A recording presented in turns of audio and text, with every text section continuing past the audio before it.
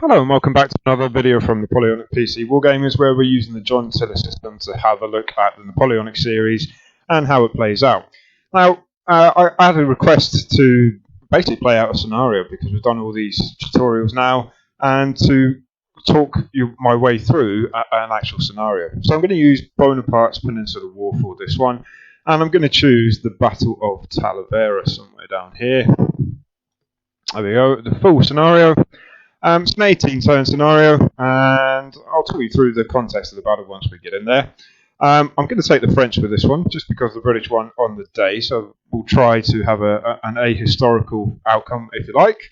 So we're going to give the Allies automatic fog of war. We're going to set them up with no advantage, and they're my rule set. Okay, and get straight into it. So we got the French turn first. So that's the situation. That's Talavera down there in the south, and the Allied army was made up of a combination of British troops and Spanish troops down towards Talavera and across the Tagus River. The context, what led to this day, if you like, is that the French were retreating towards Madrid, and the Spanish and Allies were marching towards Madrid and wanted to take it.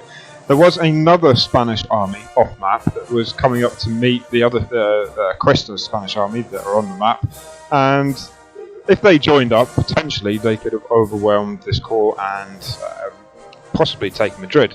Now there was two other French corps coming from the north, however their march was very slow and steady, and instead of retreating, Jourdan and his corps decided, no, we're going to stand our ground and have a go at the British and Spanish. As I said on the day, it was a British victory. It's an 18-turn scenario. It's going to be quite hard to win this one as the French, I would have thought, just because of the quality of the British troops. Not too worried about the Spanish. Spanish in general weren't the greatest. And relations between the two commanders. We've got Cuesta for the Spanish and Wellington, old Mosey himself, for the British. We're afraid. That won't be simulated in game, but I like to think in my head it would be. Now, our troops are under the command of King Joseph Bonaparte, the Emperor's brother.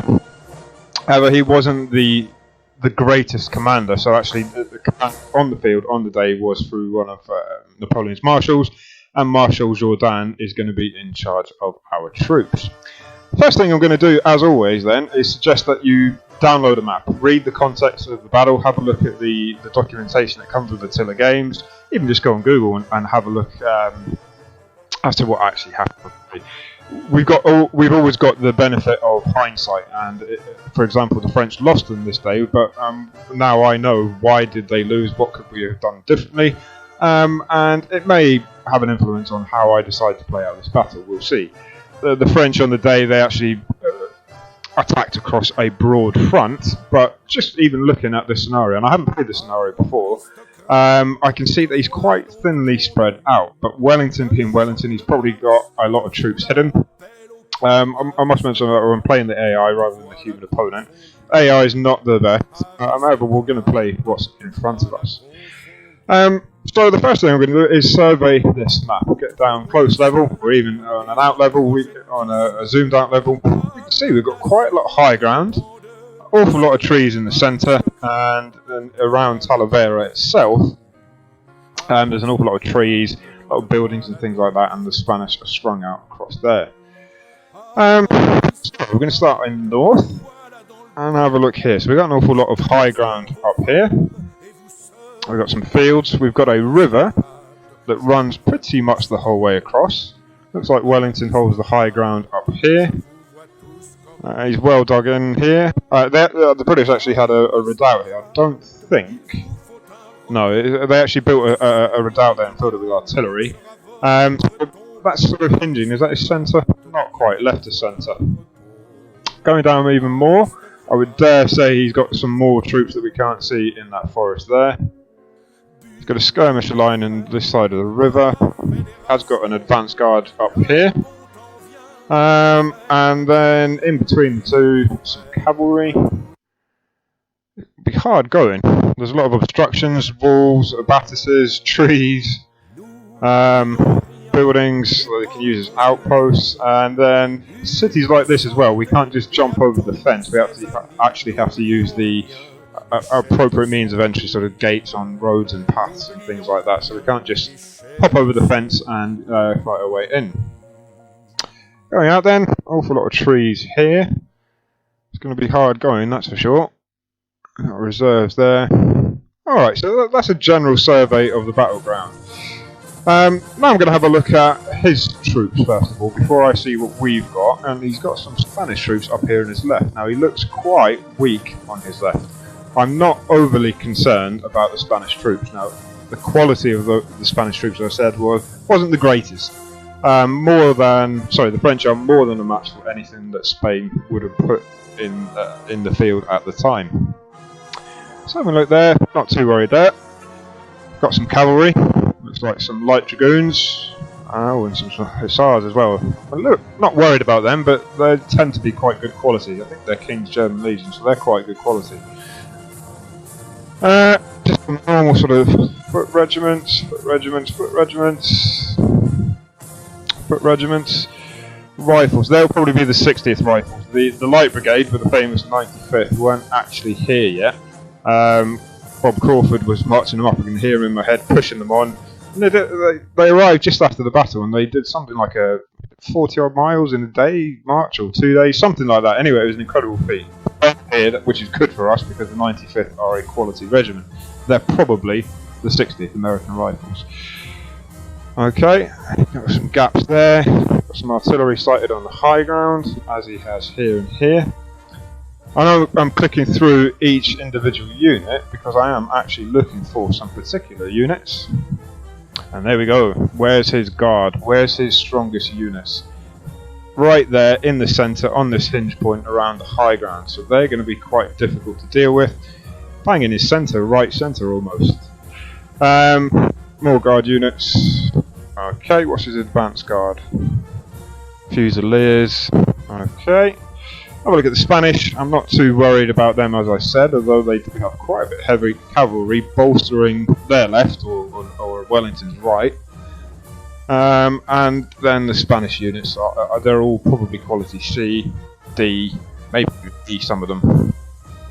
Oh, Carabiniers. Now they're quite useful. They're heavy cavalry. Doesn't have a huge amount of them, but they could potentially cause some problems. Around Talavera itself then. They're heavy. Okay, oh, and he's got a lot of them as well. So just zooming out a little bit then. Up here he's got some cavalry. Not too concerned about them. My biggest concern in all of this is where his guards are. They're going to be the toughest nut to crack, and they're in his centre, and his centre is actually quite strong. So now I'm going to have a little look what I've got to counter Wellington then, and actually form this attack. So I'm going to come up here, have a look at my strength. We've got 44,000 men. On the day, the Allies, the British and Spanish, had numerical advantage, but we as the French actually had an advantage in guns. So we have to think about that and see if we can bring that into effect and use it to our advantage. Let's say we've got our first corps here, and we've got 2nd Division, 3rd Division, Cavalry Corps, we've got the 4th Corps, Cavalry of the 4th Corps, Reserve Cavalry, Joseph and his Madrid garrison, so hopefully there'll be some guard troops in there.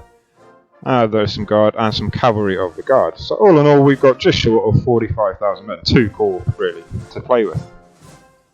Go down on a more zoomed in local level. Here we can see we have, who's leading these? I'm going to put leaders on top. 2 leaders on top. Have a look at division colours and see who we've got to actually play with. Alright, so our 1st division under Ruffin. Here we've got Villat with his troops.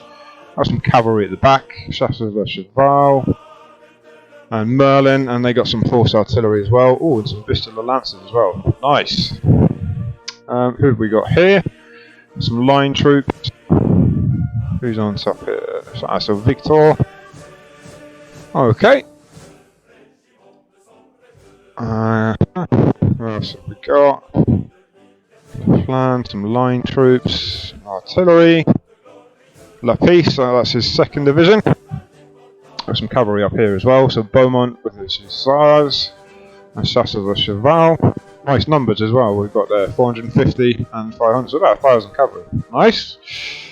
So Lapis has got just some line troops, and the Guerre troops. Who we got here? Sebastian, his guys with his 4th full troops.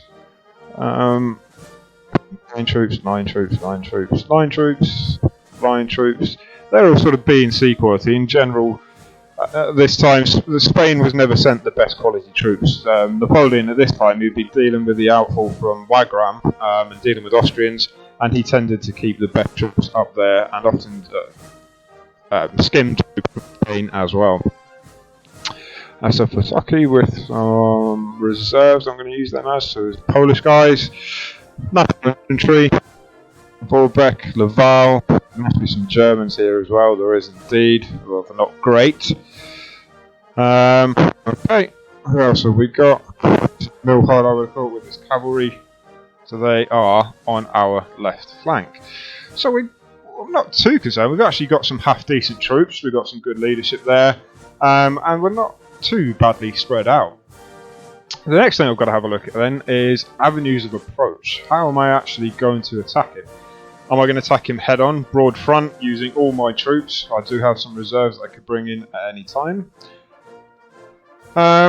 Or, alternatively, what's going on in my mind now is to steamroller him and wrap him up from his weakest flank. Now, I dare say Wellington is stronger up here, and there's possibly some more troops that I can't see. Although if we do have a look at line of sight, let's say from this high ground, they're actually good arcs of visibility, not these guys, but up from the high ground, we can see a fair bit. There's not too much back there. I'm surprised I can't actually see back here too much, but we'll sort that out in a second and have a look. What I will do while I've got line of sight, and we're looking at line of sight, before I look at avenues of approach, is have a look at what his artillery can see. Line of sight for his artillery. So he's got some there. So he's actually covered that quite well, that left flank of his quite well. There's only 6 guns, they're light guns, and we've got quite a lot of troops, so I'm not overly concerned about that. Up here he's got some more light guns, and they're having a look over there at our troops. So as they get up onto this higher ground, this step up here, that artillery is going to be able to fire on them. Some light guns again. Now that's more localised to the river on his left, although he has nice fields of fire over the approach as well. So he's got his artillery actually in quite nice places. This artillery here, again from the woods, that's in his advance guard. He can be able to cover anybody coming down the road and popping their head out. Spanish artillery, can I see any?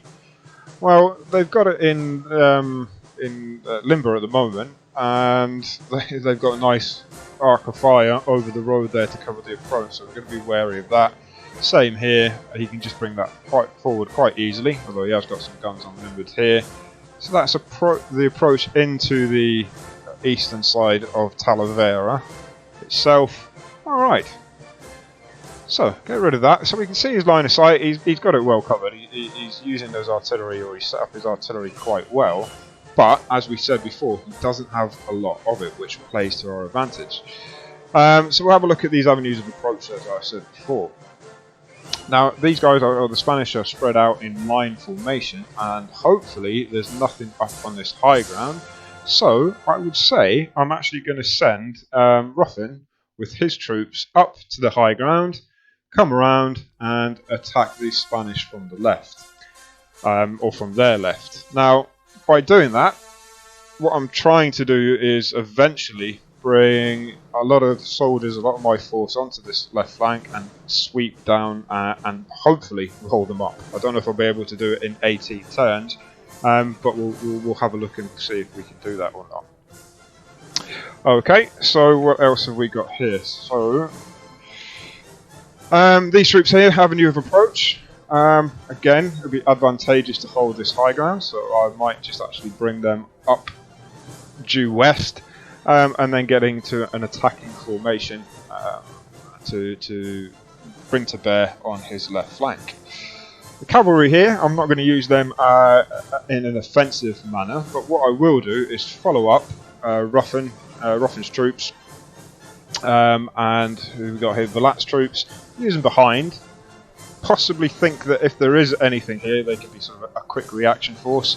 Bring them up maybe to the road and then across from the high ground, and use that road to cover our eventual right flank. So that's what I'm planning to do with Ruffin. So Victor and his guys, I'm going to bring them forward, or certainly bring my artillery forward to start blasting away at these British that are on the high ground. Because our time is limited, we've only got the 18 turns, I may not do that prolonged. If it was sort of 30-40 turns, I'd certainly sight my artillery and soften them up a little bit more than I probably will have to in this one. But certainly that's some nice ground, or looks quite nice ground on the right hand side or in the centre of the screen to sight a grand battery here. We've got 6, 18, I have to do some maths, 26.